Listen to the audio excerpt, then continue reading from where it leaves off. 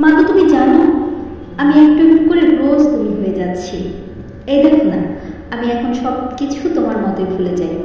কাঁদতে ভুলে যাই, দুঃখ ভুলে যাই, ভুলে যাই পছন্দের রং কিংবা খাবার।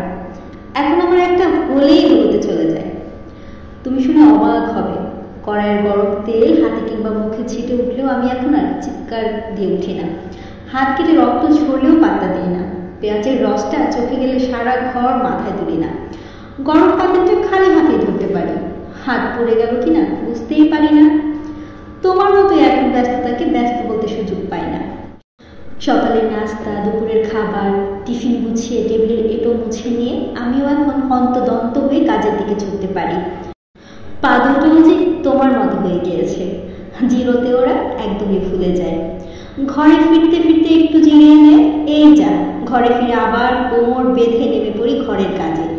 তোমার মতো ক্লান্ত লাগে না সত্যি। এই মিথ্যেটা রপ্ত করে নিয়েছি নিখুঁতভাবে। জানো না, এখন আর আমার গা থেকে পারফিউমের সেই মিষ্টি গন্ধটা আসে না। পরিবর্তে আসে তোমার গায়ের মতো তেল চিটচিটে, মাছের আষ্টে মজে যাওয়া ঘামের গন্ধটা। আমিও এখন পেছনে ফেলে আসা দিনের গল্প করি। কেমন দাপিয়ে বেড়াতাম, বিচ্ছু ছিলাম কেমন, চাঁদটা কেমন হাঁ করে দেখতাম।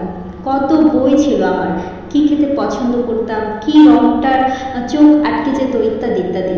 যেভাবে তুমিও বলতে কোনো এক ছুটির বিকেলবেলাতে, আচ্ছা মা, তোমার কি তখন মনে হতো সেই ইতিহাসের পাতায় ফিরে যেতে যেখানে সত্যিকার অর্থেই তুমি আছো? জানো, সকাল সকাল এই বিচ্ছিরি অ্যালার্মের শব্দে ঘুম ভাঙলে ভীষণ অসহায় লাগে। তাকিয়ে থাকি ফোনের স্ক্রিনের দিকে বিষণ্ণতায়। মন চায় তোমার ডাকে প্রতিদিন জেগে উঠি। আচ্ছা, এই অসম্ভবকে কিভাবে সম্ভব করতে হয় তোমার কি জানা আছে মা? আমায় বলে দেবে? তুমি ওই যে জায়গা মাঝে বসে দৌড়ে চড়তে, আমি তখন তোমার কোলে মাথা রেখে একটু ঘুমাতাম। তুমি মাথায় হাত বুলিয়ে দিতে, পিঠ চাপড়ে দিতে। ওই সময়ের চেয়ে সুখী মানুষ আমি কখনো হইনি। আমার বড্ড ইচ্ছে করে আবার তোমার কোলে শুই, সুখের সাগরে গায়ে দিয়ে দিই।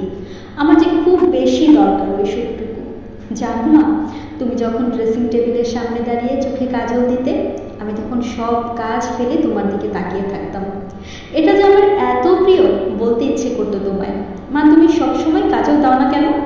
এখন বুঝি তুমি কেন তোমার প্রিয় কাজল দিতে ভুলে যেতে।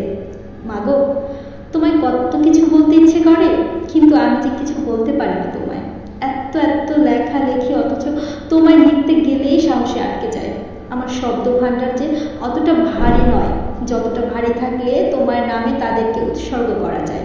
তবুও বলবো, তুমি আমার আস্ত একটা সূর্য মা, যার আলোতে ওই সাদামাটা রংচটা ঘরটা আলোকিত হয়, যার দিকে তাকালে সকল দুঃখ ভুলে হয়ে উঠিস ভীষণ সাহসী, যার উত্তাপে দুপুরে মুছড়ে যাওয়া আমিটা আবার মাথা চাড়া দিয়ে উঠি। তুমি আছো বলেই ভুলে যাই অবেলার যাতনা, ঘুম না আসা রাত্রির শোক, মাথার ব্যাপক অস্থিরতা, সব মা সব। শুধু তুমি আছো বলেই এখনো বেঁচে আছি মা, এখনো এখনো বেঁচে আছি।